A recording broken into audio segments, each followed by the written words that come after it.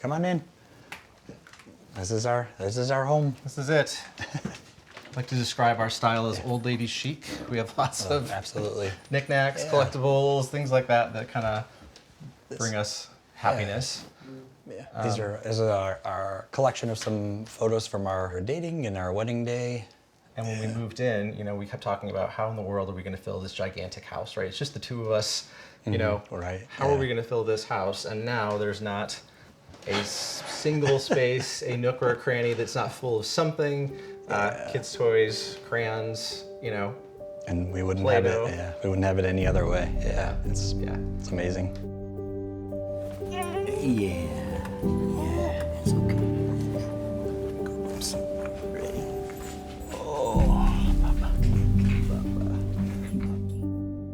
When you're going through the process of becoming a foster parent, you wait a year, right? And you anticipate and don't know what it's going to be like. And then all of a sudden you have 3 kids. So we had, I think, an hour and a half notice. I think we knew it was coming. We just didn't know the day that it was happening and when it was happening. That was it. That was the start.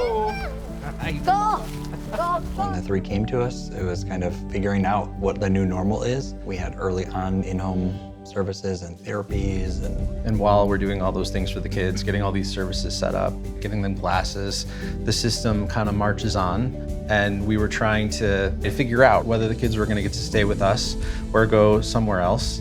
And that's tricky too, right? You hear about this kind of stuff when you're training, but you can't guard your heart, right? If that's too tricky, it has to go away.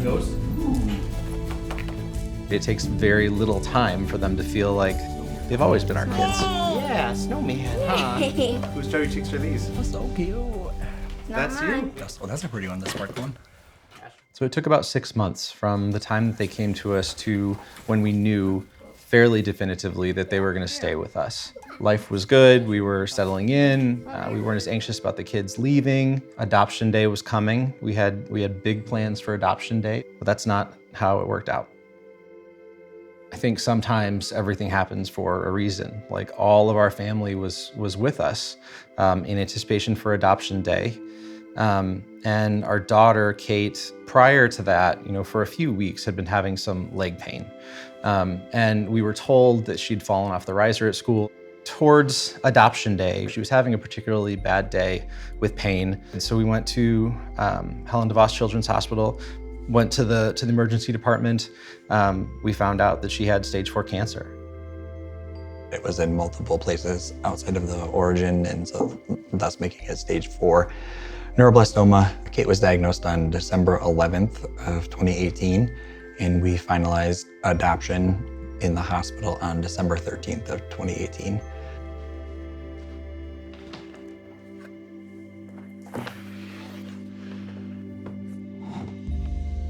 We always tried so hard to get the nice, composed family Christmas photo that doesn't tell. It's like any family that doesn't represent the chaos that you're really actually going through. For her memorial, you want to try to find like a photo that she looks very composed, and honestly, she was always smiling, she was always laughing, she was always, going 100 miles an hour, that we just ended up having a slideshow that was just her, right? Just her moving and playing and, After Kate passed, we made the decision to maintain our foster license, but essentially place it on hold. But we said, if there are any kids that would need us or that need help, or, we always appreciate the call. Beginning of February of this year of 2024, we were called about a 2-year-old boy. Followed up by, oh, by the way, there's a baby on the way. There was no other choice. Again, it takes such a little amount of time for, these wonderful kids to just be your family. Like they've been here the whole time with you. You can't plan your life, but you can know your strengths and your weaknesses and figure out how to work through them.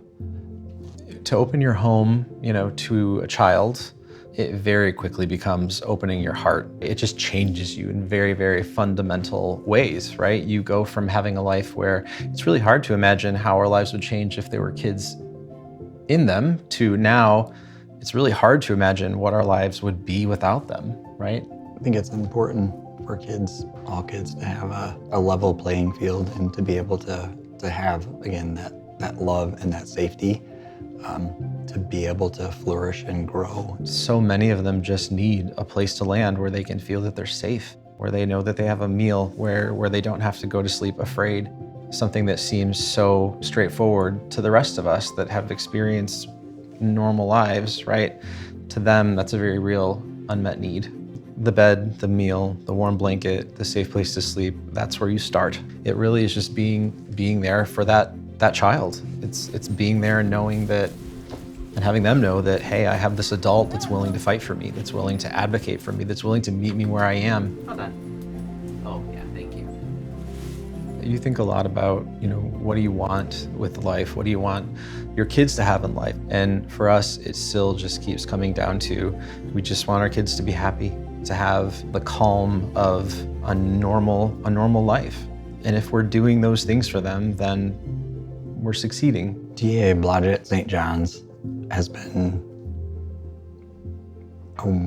a wonderful addition to our family. I can't imagine going on this journey with any other agency. Yeah. At our daughter's memorial, the number of people from the agency who hadn't seen the kids in 5-6 years, they didn't have to be there, and they were all there. They're family to us. We don't have 4 kids, we have 5 kids.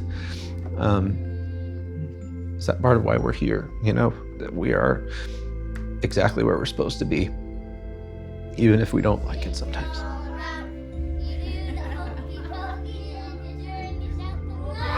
We try to help the boys understand that, it's okay to be sad, it's okay to cry, it's okay to miss her. That there's nothing to be ashamed of, being sad about losing somebody who's so special. You just never know. You have to love people when you have them, and,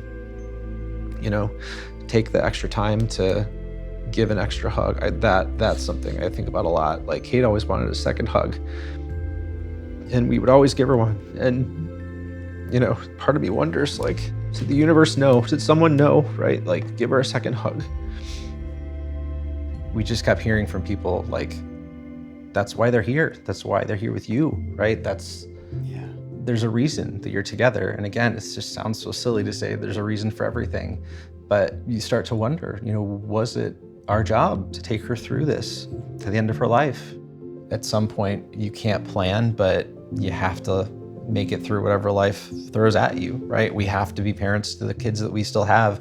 We have to make a good life for them. We have to find happiness for ourselves still, right? You have to love them, right? You have to love them. You have to make them feel safe.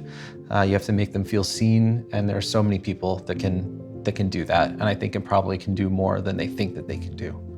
Okay, you want to do your bow now? Thank you very much. Thank you.